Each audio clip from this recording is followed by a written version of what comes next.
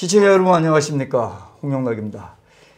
오늘은 최재형의 선택 과연 꽃길인가 아니면 독배일까, 여기에 대해서 제가 말씀을 좀 드리고자 합니다. 제 얘기를 들어보시고요, 뭐 공감하시면은 또 거기에 대해서 또 댓글도 좀 달아주시고, 또 제가 모르는 게 있으면 거기에 좀 댓글 달아서 알려주셔서 이게 공론장이 됐으면 좋겠습니다. 뭐 굳이 얘기 안 하면 여러분들 그 얘기한 거를 발표하지 않겠습니다. 자, 들어가겠습니다. 최재형 감사원장이 국민의힘에 입당했습니다. 감사원장 퇴직하고 꽤 오랫동안 판세를 보고 심사숙고하며 저울질할 걸로 저는 예상을 했습니다만, 아버님의 별세가 결심을 굳히는데 큰 계기가 된 듯합니다. 흔히 그 나이 때 남자들은 세상을 위해 뭔가 결심을 할 때 아무래도 살아온 길이 부모님과 가족들에 대한 어떤 무한 책임감이 가로막는 장벽 역할을 하지 않겠습니까? 시청자 여러분들도 최재형 전 감사원장 입장에서 생각해 보면 납득이 될 것 같습니다. 그래서 얼마 전 홍영학TV에서 최재형 전 감사원장이 대선 안 나선다고 방송을 저희도 하기도 했습니다. 저 나름대로는 최 전 원장과 가까운 분께 취재를 직접 통해서 나온 결론이었습니다. 그리고 그 방송이 최 전 원장한테 전해진 걸로 알고 있는데 아무런 얘기가 없다고 그래서 저는 뭐 분명히 안 나올 거다 이렇게 확신을 했습니다만, 결과적으로 이렇게 상황이 바뀌다 보니까 저희가 죄송한 얘기가 됐습니다. 자, 이제 최재형 후보는 대통령이 되기 위해서 국민의힘에 입당한 마당이기 때문에 국민의힘 내부 경선도 해야 되고, 국민의힘 내부와 외부의 야권 대선 주자, 지금 거론되는 분만 10대 명 되지 않습니까? 어제는 김태호 전 경남지사, 김태호 의원도 나온다고 그랬으니까, 뭐 어쨌든 어떤 식으로든지 경선을 해야 될 것 같습니다. 최재형 후보가 경선 과정에서 최 후보 지지자들이 바라는 대로 순조롭게 야권 대선 후보가 되면 뭐 이거야 금상첨화겠죠. 그러나 그렇게 순탄하지는 않을 것 같습니다. 그렇지 않습니까? 수많은 암초가 앞에 있을 것 같고요, 또 여러 고비도 분명히 있을 것 같습니다.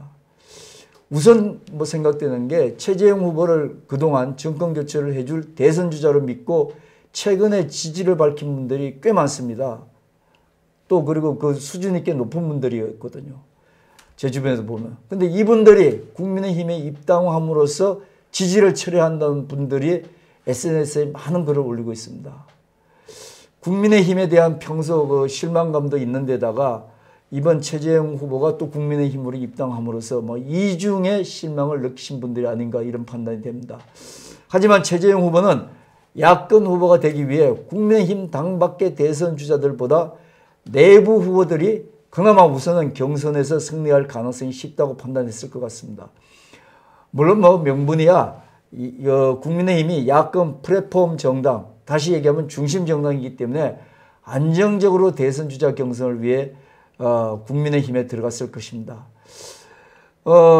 다시 말씀드리면 조직과 인력 기반뿐만 아니라 뭐 낮은 인지도와 지지율이 약하죠. 그러니까 뭐 4.2% 정도인가 밖에 지금 안 되지 않습니까? 그러니까 이런 최재형 후보가 대통령 선거를 정당 밖에서 독자적으로 치르기에는 현실적으로 불가능하다는 판단이 본인뿐만 아니라 지지자들도 또 지켜보는 국민들도 이 문제에 대해서는 다 동의하리라고 생각합니다. 하지만 국민의힘이 입당했다고 최재형 후보의 취약점인 조직과 인력 기반이 순식간에 확보되는 것은 또 아니죠.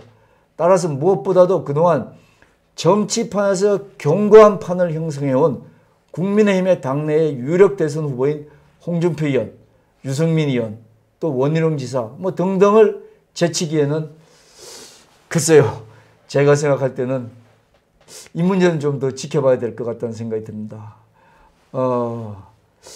조금 어렵지 않을까, 이런 판단도 사실 들고요.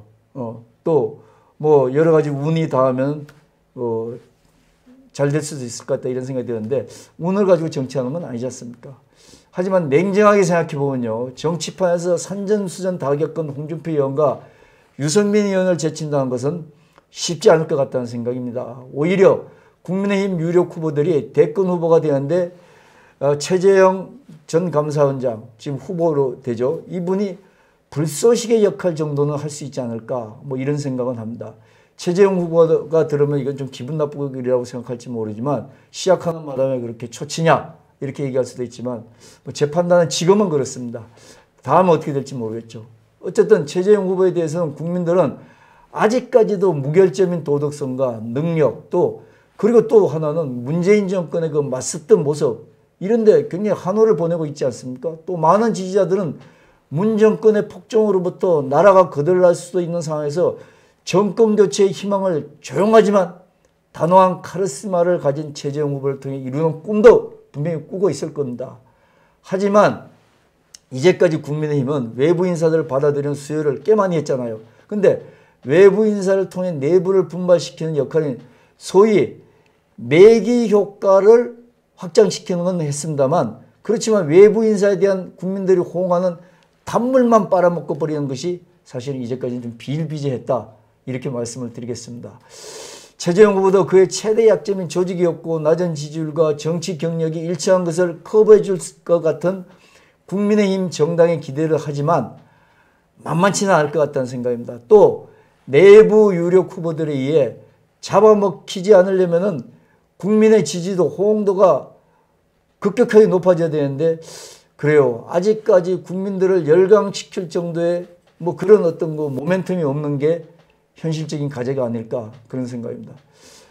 또 다른 문제는요. 내부 경선 후보들과 경쟁에서 살아남는다 할지라도 외부의 무시무시한 야권 대선 주자들을 압도할 수 있는데 또 한계가 있다는 것입니다. 특히 그동안 월등하게 지지도에서 차이가 나는 윤석열 전 검찰총장한테는 국민은 물론이거니와 언론의 전부 민주당 같은 여권으로부터도 항상 윤 전 총장 다음 순서로 최재형 후보가 거론된다는 것은 객관적인 사실 아니겠습니까? 그래서 외부에서 윤 전 총장 벽을 뛰어넘을 수 없는 확장성 부족의 한계도 분명히 느꼈을 것입니다. 윤 전 총장이 장모와 부인 등 가족 문제로 지지율이 떨어지지만 아직까지는 야권의 독보적인 대선 주자 아닙니까? 그리고 윤 전 총장은 혼자도 대선을 치러서 이겨낼 수 있다는 그런 자신감이 있으니까 아직 국민의힘하고는 거리를 유지하고 있지 않습니까? 그리고 윤 전 총장은 국민의힘의 대선 주자 선출일인 11월 3일까지 입당을 하지 않고 뭐 제 생각입니다만 최재형 후보를 비롯해서 국민의힘 내부 대선 주자들과 마지막 원샷 경선을 하지 않을까 이런 그림을 꾸지 않을까 이런 생각을 합니다.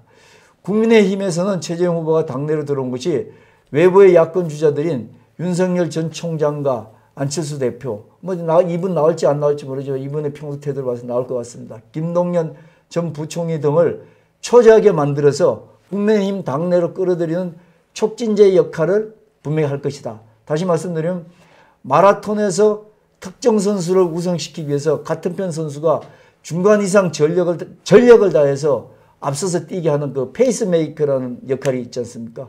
이 페이스메이커 역할을 분명히 최재형 후보가 외부 주자라든지 내부 주자들한테 분명히 할 것이라는 기대는 국민의힘에서도 크게 할 것이라는 생각이 듭니다.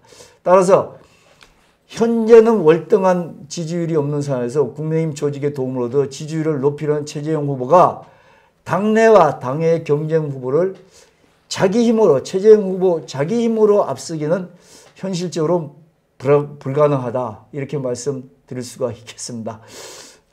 좀 기분 나쁘고 하실 것 같은데요. 하지만 지지율에서 한참 앞서가는 윤석열 전 총장이라든지 뭐 다른 분들이 자충수로 중도 낙마하게 되는 판도의 변화가 오는 행운이 또 따르면 선두주자로 치고 나갈 수 있는 변수가 충분히 있지 않겠습니까? 정치가 그런 거 아니겠습니까? 뭐 제가 생각할 때는 기대가 됩니다만 자 그러면 최재형 후보는 최선을 생각하고 있고 그렇지만 뭐 최선이 안 될 경우는 차선도 생각할 수 하면서 여기에 국민의힘에 입당했을 것 같은데 최재형 후보의 대선에 있어서 또 하나의 입지를 만들 수 있는 기회는 저는 분명히 있다고 생각합니다.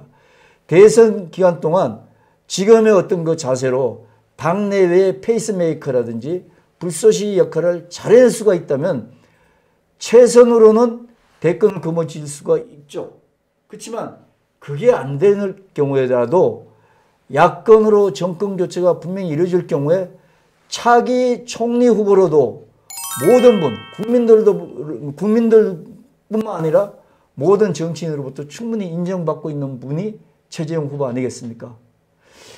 최재형 후보로서 어떻게 생각할지 모르지만 지금 출발하는데 제가 이런 얘기 들어서 초치는 것 같아서 대단히 죄송합니다만 뭐 항상 인생이라는 게 최선이 아니면 차선도 있을 수 있습니다. 그리고 지금까지 국무총리가 대단한 자리 아닙니까? 국무총리가 모든 걸 또 집권할 수도 있고 요즘 또 얘기 많이 나오는 개헌 문제가 있지 않습니까?